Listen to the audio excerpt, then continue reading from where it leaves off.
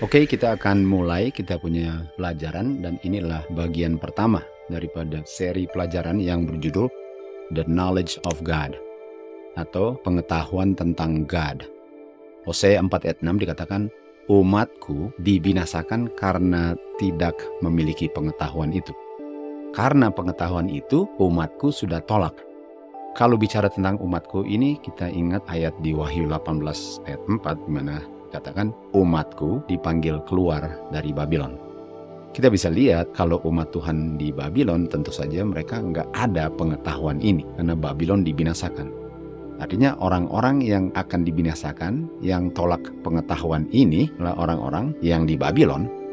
Karena umat Tuhan dibinasakan karena tidak berpengetahuan, sementara Babylon dibinasakan. Artinya untuk memiliki pengetahuan ini, umat Tuhan harus keluar dari Babylon, sehingga mereka bisa mengetahui pengetahuan atau memiliki pengetahuan ini. Jadi pertanyaannya, apa pengetahuannya? Pengetahuan tentang apa yang tidak dimiliki oleh umat Tuhan? Di ayat 1 dikatakan, pengetahuan ini ialah pengetahuan mengenai God. Artinya umat Tuhan tidak memiliki pengetahuan tentang God atau mereka tidak kenal God. Dan pengetahuan tentang God itu, kenal akan God itu sudah ditolak sesuai dengan ayat 6. Di 1 Korintus 8 ayat 6 dan selanjutnya dikatakan, kepada kami Rasul Paulus bilang, ada satu God, cuma satu God. Dan satu God itu adalah Bapa. Dan ada satu Yesus Kristus. Jadi ada satu God, Bapa, ada satu Yesus Kristus, anak Bapa. Di ayat 7 dikatakan, namun nggak semua orang tahu akan hal ini, termasuk yang dibilang umat Tuhan. Artinya ada yang menamakan dirinya atau mengaku sebagai umat Tuhan, tapi mereka nggak tahu atau nggak memiliki pengetahuan bahwa cuma ada satu God dan satu itu adalah Bapa, dan ada satu anak Bapa yaitu Yesus Kristus. Banyak orang nggak tahu, banyak orang tidak memiliki pengetahuan ini. Dan oleh sebab itulah kenapa yang dibilang umat Tuhan itu akan dibinasakan. Di Maleakhi 2 ayat 10 dikatakan, kita semua memiliki satu Bapa. Bukankah satu God yang menciptakan kita? Jadi Alkitab sangat jelas bahwa God itu cuma satu, yaitu Bapa. God itu Bapa, anak itu anak God. Jadi pengetahuan bahwa hanya ada satu God, yaitu Bapa, dan satu Yesus Kristus telah ditolak oleh my people yang mengaku umat Tuhan. Dan oleh sebab itu, kalau mereka kedapatan dalam ketidakpengetahuan ini di hari penghakiman, mereka akan dinyatakan hilang dan itu sebabnya mereka akan dibinasakan. Jadi apa pentingnya dari sudut pandangan keselamatan untuk saya memiliki pengetahuan bahwa cuma ada satu God? Well, kita ke buku Markus 12 ayat 28 dikatakan, ada seseorang yang datang kepada Tuhan Yesus dan dia tanyakan kepada Tuhan Yesus, apa daripada 10 hukum yang terpenting atau the greatest atau yang terunggul atau yang the first? Apa daripada 10 hukum yang terpenting? Di ayat 29 Tuhan Yesus jawab, yang terpenting atau yang the first daripada semua hukum Tuhan ialah God itu cuma satu.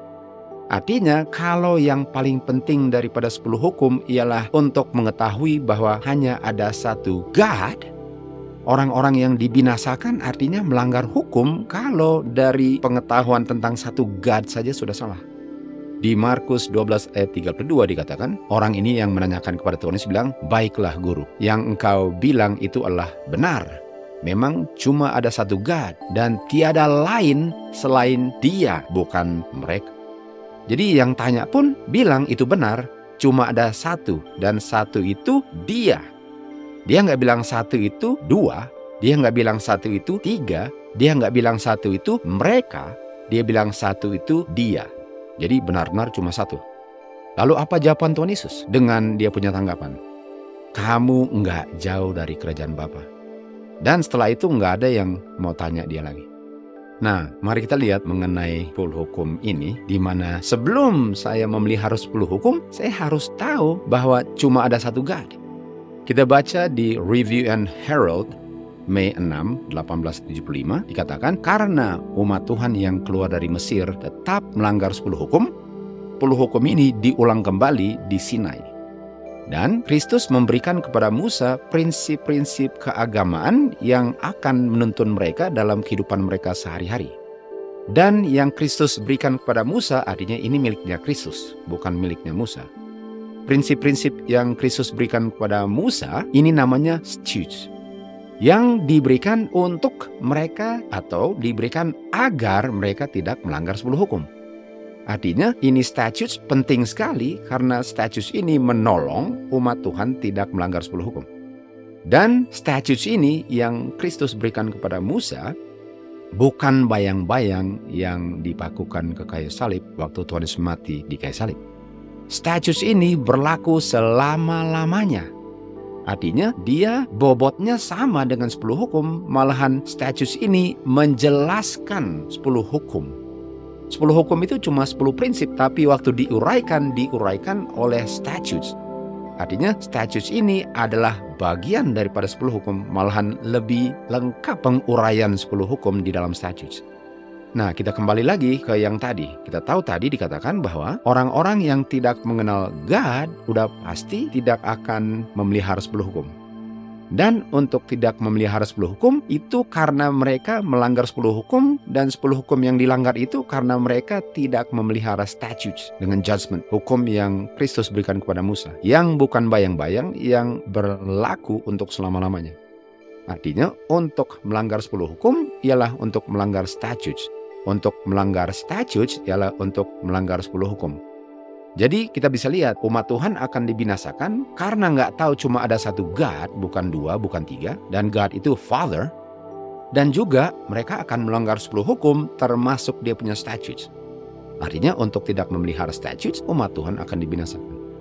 Di Ulangan 6 ayat 1 dikatakan, inilah semua perintah-perintahku, statutes dengan judgment, yang kamu perlu lakukan di tanah di mana kamu akan mendiaminya. Dan kalau bicara tentang tanah yang akan diduduki oleh semua orang yang selamat, 144.000. Dan statutes ini ditulis di buku Musa. Dan karena statutes ini ditulis di buku Musa, bukan berarti bahwa ini nggak ada hubungannya dengan 10 hukum. Ini ditulis Musa untuk menguraikan dan menjelaskan 10 hukum, sehingga umat Tuhan tidak perlu melanggar 10 hukum. Tadi kita harus tahu, orang yang tanyakan kepada Tuhan Yesus, yang dia tanyakan adalah apa daripada 10 hukum yang the greatest? Tuh, kalau dibilang apa yang paling penting daripada 10 hukum, itu termasuk statutes.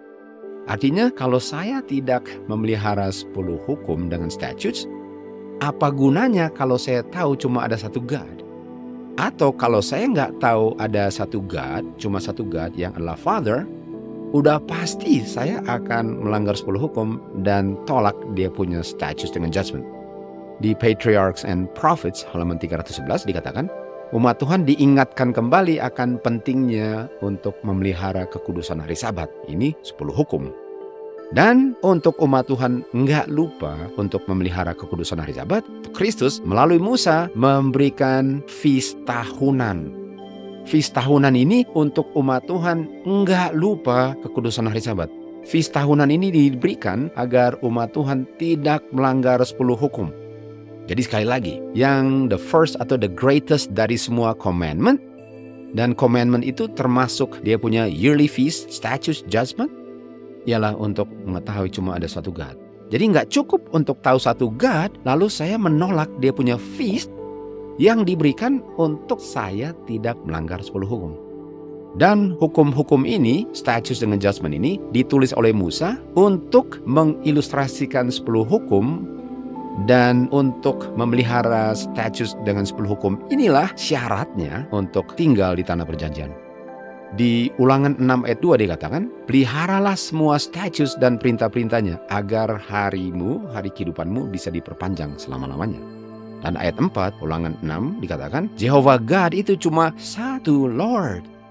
Artinya untuk memelihara statutes harus tahu ada satu God, Father, atau untuk benar-benar tahu cuma ada satu God, yaitu Father, harus pelihara statutes. Dan ayat 6 dikatakan, ini perlu kamu simpan di dalam hati kamu, statutes. Kamu akan ajarkan ini kepada anak-anakmu, saking pentingnya. Waktu kamu bicarakan, waktu kamu duduk, waktu kamu berjalan, waktu kamu berbaring, waktu kamu bangkit dari tidurmu, kamu bicarakan ini. Artinya pentingnya bukan main. Kenapa pentingnya bukan main? Ayat 8 dikatakan, dan waktu kamu simpan dalam hati kamu dan kamu bicarakan ini, setiap saat dalam kehidupan kamu bicarakan ini, itu akan menjadi tanda di tangan kamu dan akan menjadi tanda di dahi kamu. Atau begitulah kamu dimeteraikan. Kamu dimeteraikan dengan merenungkan firman Tuhan dan melakukannya. Dan mengetahui bahwa God itu cuma satu, yaitu Bapa. Anak bukan God, kita sudah belajar itu. Anak God dalam nature-nya, tapi anak bukan God personality-nya.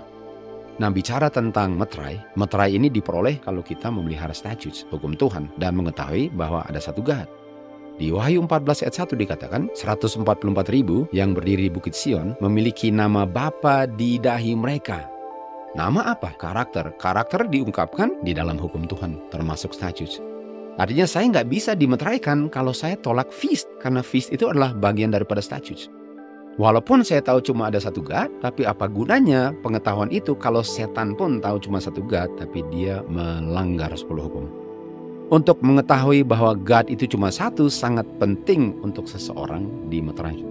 Saya membaca dari Letter 80 tahun 1898 dikatakan, orang itu tidak diselamatkan kecuali dia memiliki meterai di dahinya. Dan untuk memiliki meterai ialah untuk memelihara 10 hukum, termasuk prinsip-prinsip daripada statute dan judgment, termasuk feast. Dan untuk dimeteraikan pun harus tahu ada satu God dan menurut hukumnya God itu. Nah, bicara tentang meterai, di Roma 4 ayat 11 dikatakan, tanda atau meterai itu orang yang menerima meterai adalah orang yang menerima righteousness melalui iman. Artinya nggak bisa saya terima righteousness atau karakter Tuhan. Righteousness adalah karakter Tuhan. Dan hanya orang yang memiliki karakter Tuhannya lah yang dimeteraikan. Artinya untuk saya dimeteraikan, saya harus memelihara hukum Tuhan dengan kuasa Tuhan tentu saja. Kuasa Tuhanlah yang hidup dalam saya. Dan saya terima itu melalui iman untuk dimeteraikan. Roma 14:23 dikatakan, apa saja yang saya lakukan bukan oleh iman, itu dosa. Pelanggaran hukum Tuhan adalah dosa. Artinya saya hanya bisa menurut hukum Tuhan kalau saya beriman.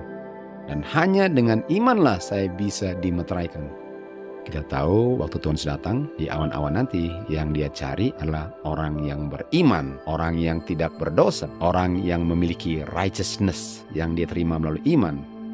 Orang yang memelihara 10 hukum, memelihara feast sebagai prinsip daripada 10 hukum. Orang yang mengetahui cuma ada satu God, the Father, dan Tuhan Yesus adalah Son of God, bukan God in personality, walaupun God in nature-nya. Dan yang Tuhan Yesus cari ialah orang-orang beriman di bumi. Artinya orang yang beriman di bumi adalah orang yang memelihara 10 hukum dengan dia punya prinsip-prinsip statutes dengan judgment. Orang-orang yang memiliki righteousness, orang-orang yang tahu cuma satu God, bukan dua, bukan tiga. Artinya mereka tidak terima doktrin Trinitas dan mereka berada di bumi. Dari mana kita tahu di bumi? Karena mereka dirubahkannya masih di bumi, bukan diangkat tanpa iman, tiba-tiba dirubahkan di awan-awan. Christ Object Lesson 69 katakan, Kristus sedang menunggu untuk dirinya diungkapkan di dalam gerejanya. Di saat karakter Kristus yang ditulis di dahi mereka, karena mereka memiliki iman, menerima righteousness, dan tahu cuma satu God, karakter Kristus dengan sempurna direproduce dalam gerejanya, baru dia datang untuk cari orang yang memiliki karakternya. Cari orang yang memiliki meterai di dahinya. Cari orang-orang yang memiliki karakter righteousness-nya. Cari orang-orang di bumi yang nggak percaya Trinitas. Dia akan datang itu di saat ada orang-orang yang melihara 10 hukum, prinsip-prinsip daripada hukum Musa, dan sembah one God, dan ajarkan cuma one God. Itulah yang dicari waktu Tuhan Yesus datang di awan-awan nanti. Kalau saya tidak demikian, bukan saya yang dicari. Semoga kita mengerti bahwa kita harus tahu bahwa cuma satu God, the Father, dan anak God adalah Son of God. Dan kita tahu bahwa feast ini penting, karena itu adalah statutes yang menjelaskan 10 hukum agar tidak melanggar hari Sabat, dan hari Sabat itu tanda seal umat Tuhan.